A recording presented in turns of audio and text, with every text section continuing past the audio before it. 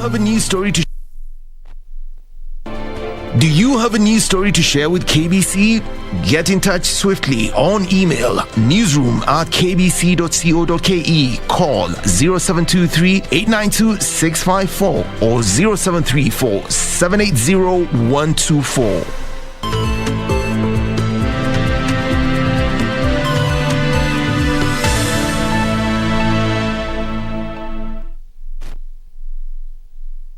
To you, we hope that you are keeping well and you're just in time for the lunchtime news here on KBC Channel 1.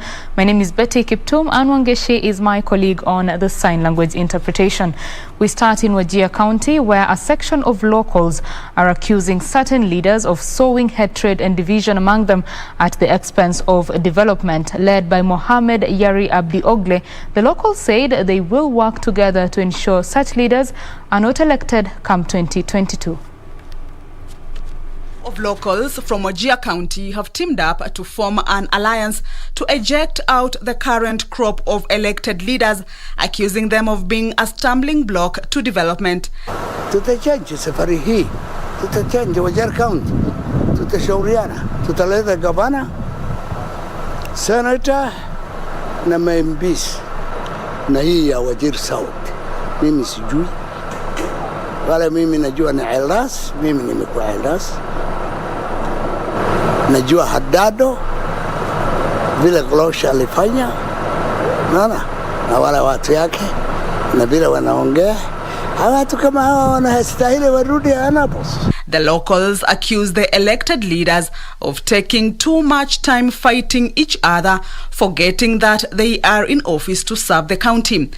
Ukichagua MCA mzuri anaenda kwa MP kushauriana tufanyaji watu wetu namna hii. Wakiandamana na huyu MP waende kwa county government kama gavana, naona sisi tumeamua upande wa kwetu namna hii, location yetu hiko shida namna hii, watu lakini kama watu hawasikilizani, naona. The locals are now seeking unity over bigger clans in the area, which include Ajurana, Ogden and Dagodia, to elect focused leaders. Tutashauriana hiyo. Wale wengine huyu ni kabila yangu, huyu atanipatia kazi baadaye, hiyo tunatakuweka kando. Tunatakuweka hawa kando. Hii Wajir tumejua sasa, tulikuwa giza. Lakini sasa tumejua maneno. Wajir, watu wa Wajir, wazee wa Wajir na vijana walioelimika wasipokaa chini kuongea mambo yao wenyewe. The leaders are urging their peers to ensure that only leaders of integrity are elected to lead the area. Now, Kenya is hosting the African Regional Labour Administration Centre Governing Council meeting in Nairobi to review its constitution after 46 years of existence. Chief Administrative Secretary in the Ministry of Labour and Social Protection, Jackson Kala, says the meeting is a meaningful step towards strengthening cross-labour movement. The week-long event brings together think tanks in the labour movement from member states, which include Zimbabwe, Namibia, Lesotho, Liberia, Botswana, Egypt and Ethiopia. The African Regional Labour Administration Centre is currently in Zimbabwe. Bottom line for our luck is to achieve decent work for all. This therefore means there is need for a particular and continuing attention in terms of support, capacity building and advisory services. To do this, the ministries of labor in our various states need to adopt these actions and services on a regular basis and develop a new forms of organization management, interventions and innovations. ARLAC is therefore mandated to provide capacity building services to labor administrators. As a secretariat, we take this task of constitutional review exercise very seriously and firmly believe that this week's exercise is a meaningful step towards a solution for strengthening the governance of ARLAC. A solution that meets the legitimate aspiration of all ARLAC member countries, and also a solution based on a strong commitment to each country's membership to ARLAC. This is coming at a very, very important time, colleagues. when the world all over, including our organization, the ILO, is repositioning itself to consider skills development to be the driver of the labor space. Residents of Olerai area in Narok North are decrying what they term as reckless behavior by bar owners operating within residential estates in the area. This follows an incident where a young man died inside a local pub after allegedly imbibing excess alcohol. The residents, filled with rage, barricaded the Narok Masai Mara highway, burning various items thrown out from the said bar before security agents intervened to calm the situation. These were the scenes at the Narok Masai Mara highway in Narok County for the better part of Sunday evening as angry residents obstructed normal operations along the road. The protests coming after a young man was found dead in a bar after overindulging in alcohol. Kitu saa 2 hivi asubuhi tukapata kusikia ya kwamba huyo kijana alilala kwa hapa kwa bar ambayo inaitwa Handas usiku mzima. Kijana wa familia ya Pere akakuja kujulikana saa 2 asubuhi ya kwamba aliaga usiku saa 10 na hakuna mtu aliweza kumuokoa. Kwa hivyo sisi leo tumetokea kama kina mama walio na kilio. Enraged residents setting on fire items such as chairs and alcohol crates from the pub in question. However, the young man's death seems to have opened hidden wounds among the residents who faulted the establishment of licensed bars and drinking dens within residential estates. Kwamba sisi tunaumia kwa sababu ya pombe ambayo inauzwa hapa kwa kijiji na tunachukia pombe ambayo inauzwa ndani ya estate. Juzi kama wiki 2 ambayo imepita, kuna msichana ambaye alikuja kupewa na wakora pombe hapa na akapata kurepiwa, lakini Mungu alikuwa mwema maana alisaidika na akakimbishwa hospitali kabla hajaaga. Tumekubaliana ya kwamba hapa kuna wazee wa kijiji ambao kazi yao hasa wanapochaguliwa huwa ni kuangalia kwamba kijiji inakaa mzuri, iko na amani mzuri, hakuna pombe, hakuna utovu wa nidhamu, na kwa hivyo hapa tumekubaliana ya kwamba wale wazee hawako. Wale wazee inasemekana ndio wanakunywa. It took the intervention of area security agents to contain the situation. Na license itanyang'anywa wale wote ambao wanaoperate pombe katika sehemu za kuishi. Kwa hivyo kuanzia leo nataka kuhakikishia sisi tumekuwa tukiongoja nyinyi mcomplain ndio leseni ya pale iweze kuchukuliwa. Sisi hatuna uwezo ya kuchukua leseni ya mtu. Kama amefikisha ameweka leseni na anauza ile pombe inahitajika. Mnaona kwa TV na mwaka pombe na shika watu napeleka kotini na nyinyi hapa watu wanakunywa pombe na ambusemi. Mnangoja kifo itokee alafu tuanze kulia. Chief, na hii area iko na wazee ya mtaa. Sasa kama hakuna na nyinyi muko, nyinyi si ndio mnakuwa maaskari hapa, mnaleta habari. Area OCPD Frederick Shiundu warned the residents against taking law into their own hands and instead report such incidents to authorities. Kamchemenza for Lunchtime News. 600 shareholders of Ndithini Squatters Farm in Kiambu County have finally received their title deeds from Eden Park and Country Gardens.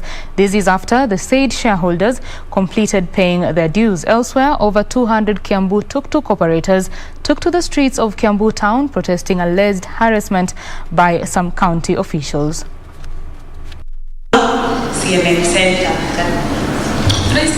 Speaking during the handing over ceremony, Eden Park Director Joseph Njoroge had the beneficiaries to take the opportunity by venturing into horticulture in a bid to enhance agro-business in the county.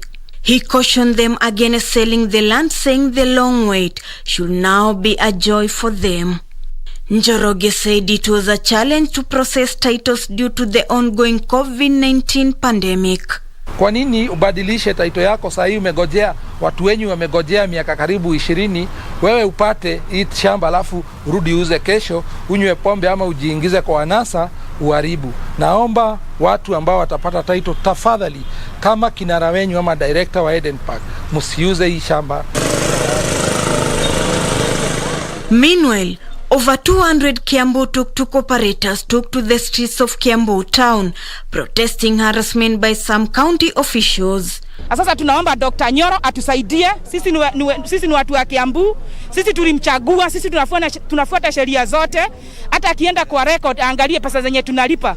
Nadhani hata hakuna record inakuanga direct kama yetu. Ikifika tarehe 5 tunakuanga tumelipa kanjo. Nataka Mr. Nyoro ama gavana wetu atuambie hii shida inatokea wapi juu ya makarao wake wenye wametumwa kwa barabara wanakuja kutuharasi. The irate operators claim the officials have been arresting them without any offense and allegedly demanding a bribe of between 500 and 1,000 shillings. Ukishika tuktuk uitisha 500 ama 1,000 2,000. Hii tuktuk kutoka Kiambu kuja hapa Kirigiti ama Riafai inabeba watu 3 shilingi 30. Ukiitisha hiyo mtu 2,000 atatoa hapa.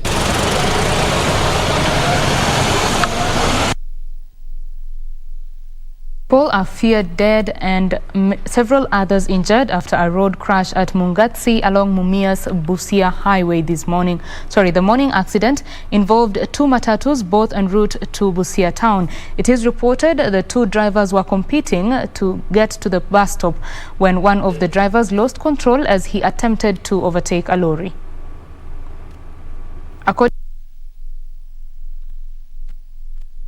Police in the area condemned the incident, sounding a firm warning to drivers found disobeying traffic rules. Several people are receiving treatment at Busia Referral Hospital, while those who sustained minor injuries were treated at Nambale Sub-County Referral Hospital.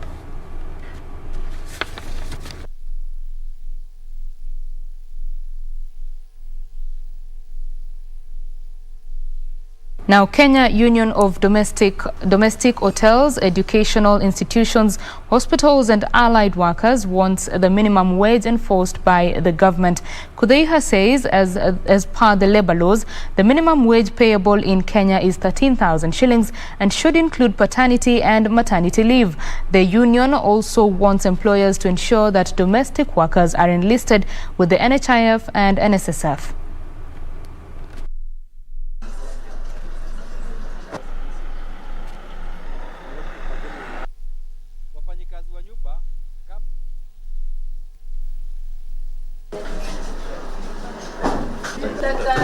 Kuweza pia kusaidia wafanyikazi wa nyumbani kutoa ada ya kulipa ya NHIF ndo waweze pia kufurahia hali yao ya afya. Mfanyikazi anafaa kulipa 13,572. Yule ni mfanyikazi anakaa kwa nyumba na anapewa mahali amepewa accommodation.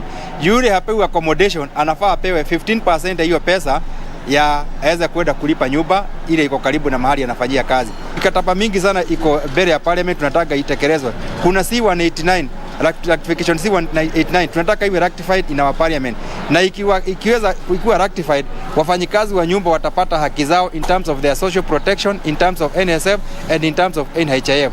Ndio sababu tumewaita ili waweze kujua haki zao. It is high time the Kenyan employers, the Kenyan government and every person who is at home to recognize a domestic worker like any other worker who is entitled to 21 days leave, who is entitled to make your social security, to make sure that their welfare, including their children, is taken.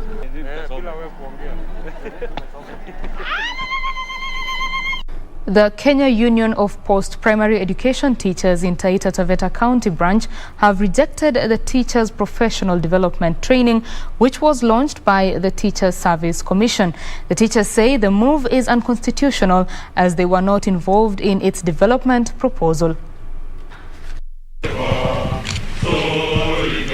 Speaking to journalists, Kenya Union of Post-Primary Education Teachers members in Taita Taveta County say teachers and other relevant stakeholders ought to have been consulted. Taita Taveta County Kupet Secretary General Shadrach Mutungi urged teachers in the county to join hands with their colleagues countrywide to reject the proposal. It cannot promote the over 30,000 teachers in its payroll after taking one course of the TPD ago. It is not possible. We know promotions are pegged on available funds, not TPD. He further called on the Teachers Service Commission to budget for or compensate teachers fully if the training must continue. Teachers are unable and not ready to pay.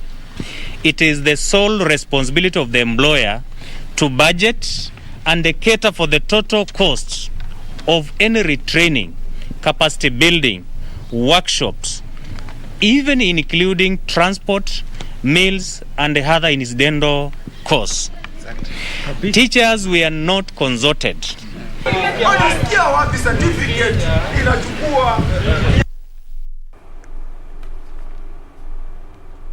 We now want to take a quick breather. When we come back, more local news as well as business and sports. Do stay with Channel 1.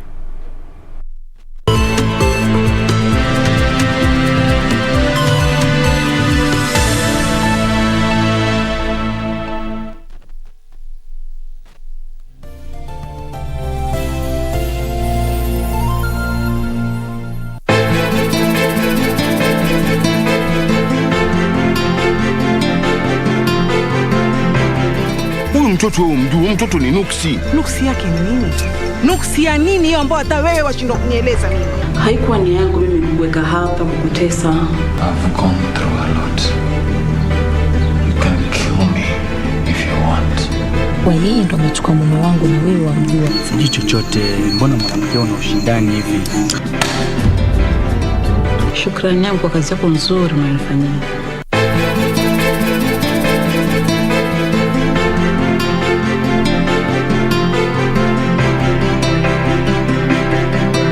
What you did to me, because you will regret it. Mark my words. In order for us to get away with it, I don't just need the details of his accounts. I also need to make sure that the transfer is untraceable. Why are you acting like this? Is it Constanza? She wants to meet you too. Are you ready? Yes? Okay. This is strange. Something has happened. Not so fast. You and I still have to settle a score. Come on. Do you think you can just come here and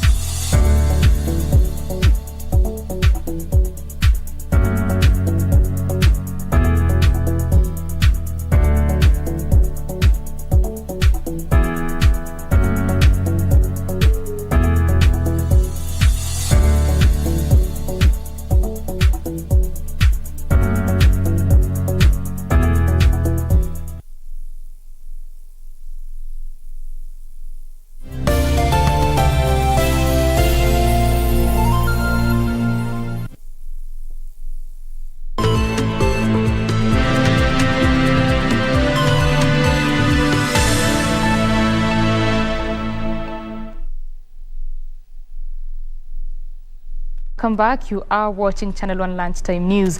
Now, Orange Democratic Movement leader Raila Odinga has taken his charm offensive back to Mount Kenya region, where he shared his economy revival vision with governors from the area. Raila reiterated the need for peaceful coexistence for a prosperous country. Governors present echoed the former premier's sentiments. Meetings that we are holding across the country with our people. It is a process of dialogue so that we can be able to identify problems affecting different parts of the country and come up with the requisite policies to address those issues. Who are in the SMEs, and we had a very extensive discussion with them. We also saw an exhibition of goods which are produced through the efforts of these Kenyans. It is very impressive indeed. I had the occasion to talk at length about my vision on the SMEs, so I don't want to repeat. We are here with PNU. And our party has had discussions with PNU. We have been discussing with Jubilee. And there are several other parties in this region who have expressed desire and interest to work with us. And we will be looking at it on a case-by-case basis. Fruitful discussion with the Prime Minister, focusing on areas of mutual interest to our region. In particular, we discussed at length the issue of expanding local economic opportunities through the creation of sustainable institutions.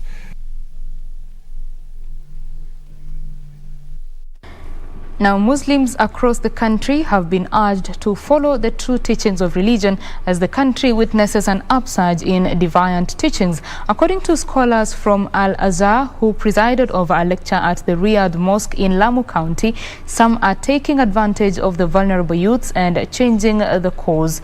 The scholars who have been on a mission in different parts of the country said the real teachings of Islam is about peace.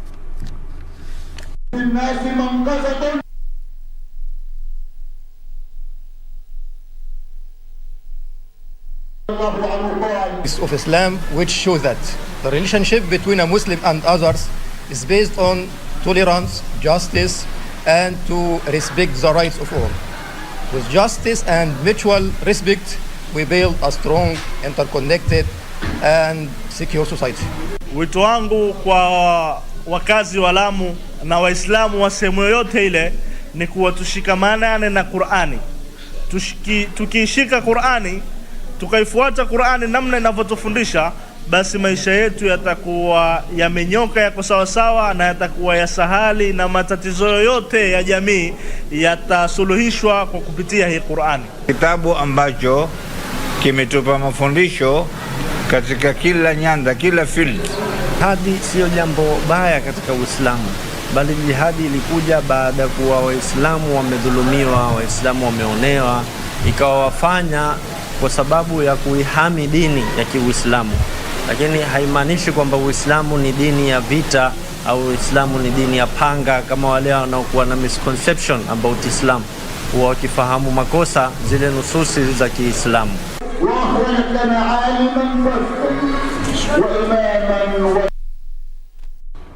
And the government has rolled out a mass vaccination drive aimed at eradicating rabies in the country by the year 2030. Chief Administrative Secretary of Agriculture, Livestock, Fisheries and Blue Economy, Lawrence Emuhaka, says currently the Kenya Veterinary Association has pitched tent in Kilifi County, where 10,000 vaccines will be distributed. A veterinary association was in Malindi, Kilifi County to launch during the anti-rabies vaccination program. 8,000 vaccines were donated by the national government and 2,000 by the county government. The Kenya Veterinary Association program, they usually have a conference every year, and they move around the country regionally. So this time it was for Coast province, and we decided that it will be held in Kilifi County. So today we have close to 10,000 vaccines that have been donated by the government of Kenya, Ministry of Agriculture, and we have close to 2,000 donated by the county government of Kilifi. We have Chief Administrative Secretary, Agriculture, Livestock, Fisheries and Blue Economy, Lawrence Emuhaka, said that the implementation of the strategic plan to eradicate rabies in the country is at an advanced stage. We have vaccinated them against rabies. We have done deworming of some of the animals. We have also vaccinated them against lambskin disease and many other things today. The national government is working with counties by supporting them with infrastructure, capacity building and donation of vaccines to eradicate the rabies completely. Standards for control, we coordinate different stakeholders to come together and of course advise on the appropriate technologies and how best they can be integrated to remove this constraint from a particular area. Reporting for Lunchtime News, I am Love Miriam. And parents have been advised to allow their children venture into careers of their choice. This is according to various literal scholars who converged in Thika during the launch of the novel book titled Billy in the Robotic Universe that has been authored by Joseph Wanjau Kinywa, a class 8 pupil in Kerugoya. According to Dr. Sarah Kimaru Mushai, head of School of Humanities at Mount Kenya University, a number of parents make mistakes by forcing children to pursue careers they don't have a passion in. The author, Joseph, who is set to sit for the national examinations this year, says he used his free time during the COVID-19 pandemic to write the book. Try tonight. All of us together, and now specifically to Joseph. Congratulations. Joseph, who is in class 8, 14 years old, he has written a book which is above 300 pages, and it's a good book, and we are really encouraged, and would wish to encourage many more people to come up and put their talent into their books, into books, something that can be remembered even in the future. It was captivating, and I was writing the book. I was really engaged. Acknowledge your talents. You can do anything. Age should not be a barrier. I can say that this is his authentic work. You have seen the original manuscript, which was written with pencil. He has been doing that 10 to 15 pages on daily basis until he was able now to complete the whole work. The robotic universe. This is. We take our second break here on Channel 1 Lunchtime News. When we come back, we get into the business news. Stay with us.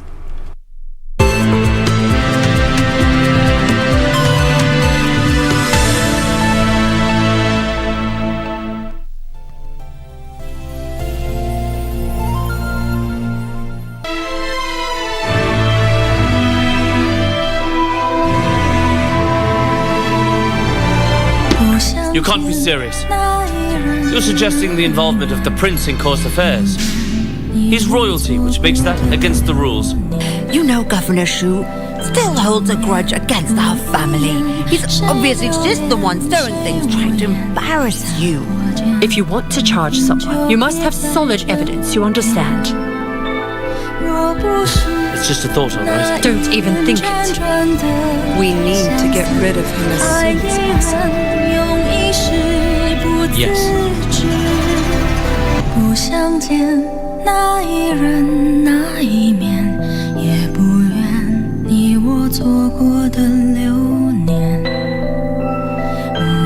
You did to me, because you will regret it. Mark my words. In order for us to get away with it, I don't just need the details of his accounts. I also need to make sure that the transfer is untraceable. Why are you acting like this? Is it Constanza?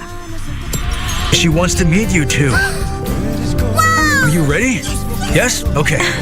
This is strange. Something has happened.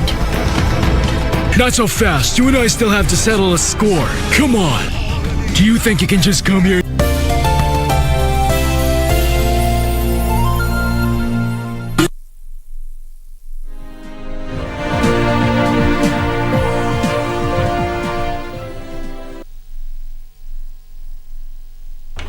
Thank you for staying with Channel 1 Lunchtime News.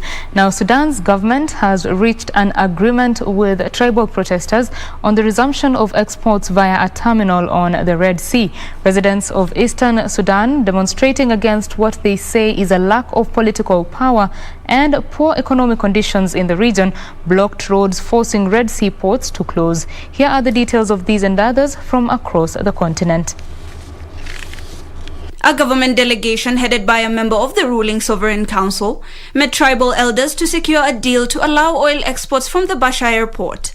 The Sudanese Energy and Oil Ministry had warned that the port's oil depots would become full in 10 days' time if the blockage continued. This fate would in turn force South Sudanese oil fields to halt production. The protesters have also forced the closure of a pipeline that carries imported crude to the capital Khartoum. Meanwhile, top African oil exporters Nigeria and Angola are struggling to boost output to their OPEC quota levels until at least next year, as underinvestment and nagging maintenance problems continue to hobble output. Their battle mirrors that of several other members of the OPEC group, who curbed production in the past year to support prices when COVID-19 hit demand, but are now failing to ramp up output and meet soaring global fuel needs as economies recover.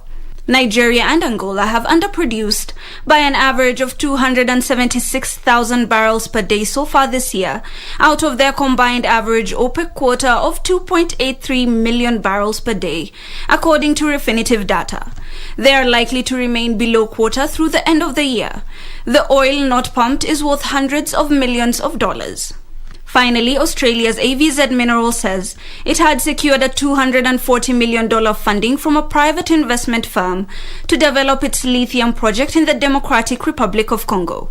AVZ's interest in the project would drop to 51% from 75%, while DRC-owned firm Cominier would retain its 25% stake. The joint venture with Sozo CATH will contribute more than $400 million in total, subject to cost verification, with parties also agreeing to assess the feasibility of developing a lithium hydroxide facility. Reporting for Lunchtime News, my name is Hibak Said. Back home, Absa Bank Kenya PLC has kicked off a digital literacy enhancement program targeting to establish 66 computer labs in schools across the country. The lender is investing 23 million shillings in the nationwide project and will see 1,500 computers donated to different schools in the coming months. Here are the details of these and other stories in our corporate briefs. Absa Bank Kenya PLC and Computer for Schools Kenya rolled out the initiative at the Kikuyu Township Primary School by donating 20 desktop computers that are fully networked and fitted with relevant software to support learning. The donation was accompanied by desks and tables refurbished from the waste collected during the bank's rebranding exercise completed last year. We are donating computers and also planting trees. So this is part of our sustainability and citizenship agenda. We have been working with different stakeholders and different partners who have come on board. For example, the Computer for Schools Kenya, who really have driven this agenda within the schools for very many years. Meanwhile, KenGen has kicked off the construction of a research and development center at Tana Power Station in Murang'a County in a diversification strategy. The construction of the research and development center, which will also double up as an archive for the company, is expected to take 18 months to complete. It will be for immortalizing all our records and our work. And for sustainability, it will live beyond our generation. Ideas will be conceived that will change our business, that will change the energy sector, and even the country, the region, and the world. Finally, Equity Group has disbursed 1.65 billion shillings to 71,000 farmers under its farm input subsidy aimed at supporting smallholder farmers to increase productivity and profitability. Equity Group CEO James Mwangi says loans under the program are tied to wallets that can only be redeemed at the 364 pre-qualified agro-dealer outlets. He says the loans are also insured to protect farmers from losses they may incur due to poor harvest, due to unforeseen occurrences like drought, flooding, or pest infestations. We now want to have an interactive session here in studio, and we want to talk about matters mobile phone uptake. Remember, when COVID-19 hit, there was quite the move towards virtual learning as well as people working remotely, and that drove up the demand for mobile phones and matters like that. So we want to just have that conversation with the PR manager of Oppo Kenya. She is Muthoni Wachira. She's here on set with me. Thank you, Muthoni, for joining us. Thank you too. I'm so humbled to be here this afternoon. Karibu sana. Asante. So let's just start right there. When COVID-19 hit, how did that impact the tech industry, to be specific, the mobile industry in Kenya where you deal in? I will say that was actually a good aspect for us, because you see now with guys working from home, it made people become basically content creators, and now the internet became, as a free pastime. And so for the mobile world, it was an opportunity for us to diversify, as well as give people more opportunities to be able to become more creative. So at Oppo Kenya, we have been able to create more and also be able to leverage on the different opportunities that have been given, especially during this COVID-19 situation. Yeah. And how have you seen the uptake going, the demand for your goods? Our demand for our goods has gone quite high. Like I said, the need for content creation has really gone up, and with the world and how we are going in the digital world, for us, our devices have become something that is very keen, and people are really purchasing our devices from a day-to-day basis. Right. Yeah. It's interesting that you bring up the issue of content creation, because one of the industries that was hardly hit by the pandemic was the creative industry. I mean, you could not go watch, any show live, and just most of their income streams were blocked. So the digital space provided an outlet for them to give us content as well as, earn some money. So that is driving the industry right now, right? Yes, it is. And if you look at some of the trends that have emerged, especially with the COVID, between 2020 and now, has been the rise of also of TikTok and also Instagram, and also Facebook. I'm sure you've seen people who are as old as 50 on social platforms and are wondering what really happened to these people. It's because now with the new technology and with the latest mobile devices that we have, people have resorted into the digital space as, like you're saying, another source of income, and that has been able to sprout out also a new generation of different kind of content creators within the internet. Right. Yeah. So with these uptake, what are the manufacturers, phone manufacturers, just like you and many others, supposed to do? What are they supposed to do to ensure that they tap into this industry? One of the key learnings for most people in smartphone world has been that we have to move with what is currently there, and that's why you'll see, for example, we have e-commerce has become very, very big on our digital platforms. Everyone is just purchasing a good by the click of a button on social media and saying, hey, I need my goods delivered. So for us, it has also enabled us to be able to think outside the box and understand what it is that our consumers want. They want a device that is pocket friendly, has good charge, and a device that meets basically most of their needs, and also a device that is cheap on the go and readily available in the store. So for us, it has created that opportunity to think outside the box and also to connect with our consumers on a real time. So at Oppo, for example, we have been able to release and launch two main devices this year, one being the Oppo Reno 5, which we launched earlier this year around March, and that was a device that really taught us that the world in digital and content creation has really moved ahead. And now that we have the new device that we have in the market, which is the Oppo Reno 6 5G, we have also seen a big intake of it, where our consumers are willing and ready to purchase this device because it has a very good camera.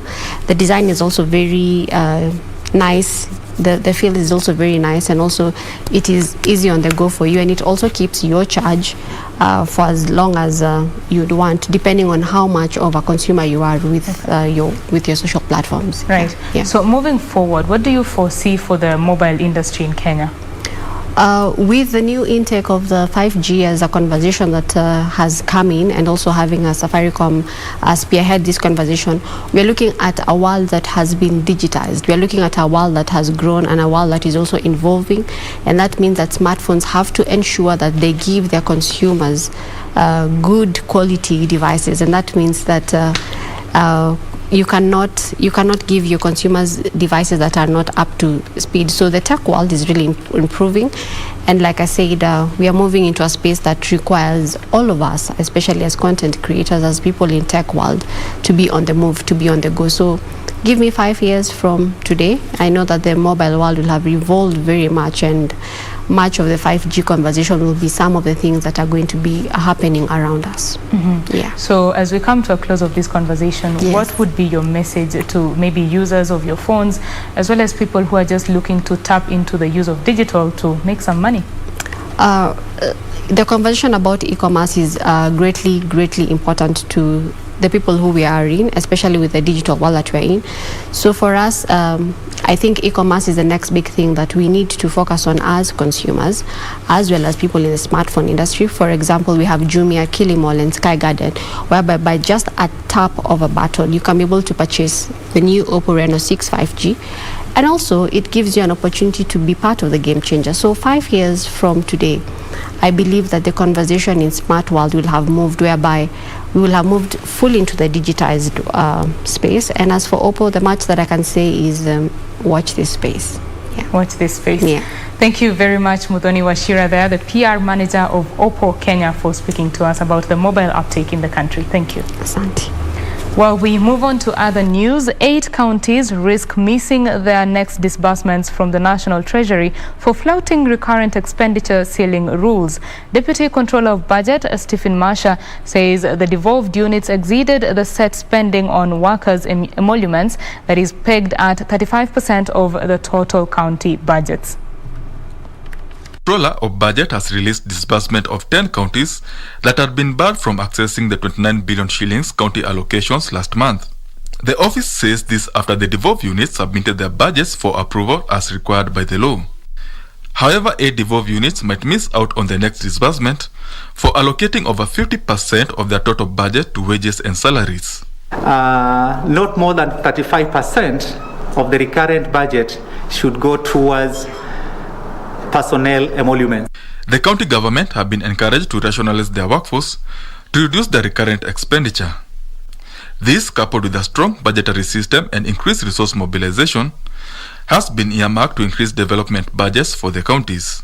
The county treasuries also have weak budgetary, a number of county treasuries also have weak budgetary control, low revenue mobilization capacity, and delay in uploading procurement plans into the integrated financial management information system, which slows the release of funds. This, as the Controller of Budget Office has faulted the passing of supplementary budgets immediately after the main budget. The credibility of our budgets as a country and the stability of our public financial management is frequently undermined by supplementary budgets that we have noted coming very soon. Some of these come in very soon after a budget has been approved by Parliament or the county assemblies. County chiefs are being advised to prioritize allocation of more funds to pending bills to increase money circulation. Benson Rioba reporting for Lunchtime News. 38.8 million cyber threats were flagged between April and June this year as cyber criminals increased targets on Kenyans online. The Communications Authority of Kenya attributes the 37.3% quarter-on-quarter increase in cyber threats to targeted attacks at Internet of Things devices, as well as the rise in impersonation, online fraud, and online abuse cases arising from increased Internet access. COVID disruptions fueled an increase in the uptake of Internet solutions that further saw an upsurge in cyber threat exposure. According to the latest Communication Authority of Kenya statistics, 38.8 million cyber threats events were flagged by the National Kenya Computer Incident Response Team, which is an increase of 37.3% during the first 3 months of this year. This increase is attributed to the rise in impersonation, online fraud, and online abuse cases arising from increased Internet access. In response to the detected cyber threat attempts, the government issued 25,969 advisories and received 529 digital investigation requests. In hindsight, the total number of active Internet subscriptions increased by 12% quarter-on-quarter to 46.7 million. However, mobile data subscriptions constituted over 99% of total data subscriptions, with the highest number of data subscriptions being on data speeds between 2 Mbps and 10, whereas data speeds equal or greater to than 100 Mbps recorded the least number of subscriptions. At the same time, the value of mobile money transfers from business to business declined by 3.7% to 1.7 trillion shillings, while customer to business declined by 7.6% to 998 billion shillings during the period under review, as businesses continued to suffer from the weight of COVID-19 disruptions. However, person-to-person mobile money transfers increased in value to 1 trillion shillings, buoyed by increased cashless transfer strategies. The Communications Authority of Kenya is optimistic the sector will continue to register significant growth in digital transformation as a byproduct of the uptake and use of emerging technologies in government, education, health and agricultural sectors, among others. Regina Manyara reporting for Lunchtime News. Further afield, the UK government is to suspend competition law to allow oil firms to target fuel deliveries at petrol stations following recent panic buying. Officials say the move will make it easier for companies to share information and prioritize parts of the country most at need of fuel. Here are the details of these and other stories from across the globe. The decision by the UK government follows days of long queues at the pumps after fears of disruption to the fuel supply sparked panic buying. Ministers are considering deploying the army after it warned it faced an uncertain future unless it got a swift injection of cash, and after it said it will not proceed with plans to issue RMB shares. The warning by China's Evergrande New Energy Vehicle Group after the market closed on Friday was the clearest sign yet that the embattled property developer's liquidity crisis is worsening in other parts of its business. Shares of the electric car unit slid 2.2%. China Evergrande stock have risen to 5% to steady near the decade low they made last week, while Evergrande dollar bonds were at distressed levels. Finally, Tesla Inc.'s Shanghai factory is expected to produce 300,000 cars in the first 9 months of the year, capped by a delivery rush in the end of July-September quarter, despite a global semiconductor shortage. Around 240,000 vehicles were shipped from the factory in the first 8 months, including many for export. However, Tesla has not announced details on the factory's production in August. An official in the area where Tesla's factory is located said it is expected to produce 450,000 vehicles this year, including 66,100 for export.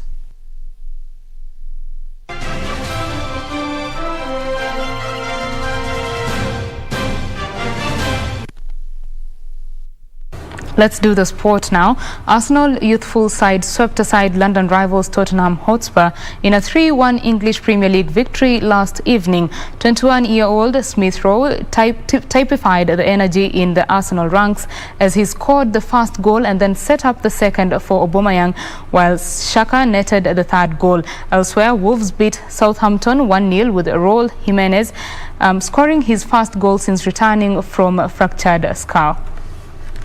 Big long kick downfield. Jimenez trying to chase. Jimenez getting the better of Bednarek.